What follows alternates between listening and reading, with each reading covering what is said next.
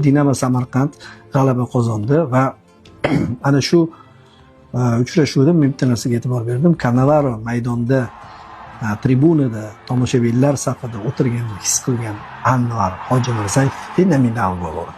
Ya'ni shaxslar mavzusini ochadigan bo'lsak, Dinamoda o'zi Anvar hayot mavsumini o'tkazyapti. Terma jamoaga bir jalb etiladi, keyin yana qo'yib yuboriladi. Ana endi Cannavaro keldimi, bir ko'rib qo'ysin deb turib, zamahlar bilan Messi bo'lib turib gol kiratyapti.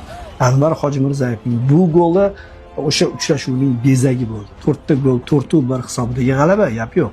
Yana 3 gol, 3 to'plik farq bilan yutyapti maydoniga kirib. Lekin gap bu yerda shaxsiyat haqida ketayotgan bo'lsa, shaxslar haqida ketayotgan bo'lsa, menga aynan Anvar Hojimurzayevning harakatlari juda ham yoqdi.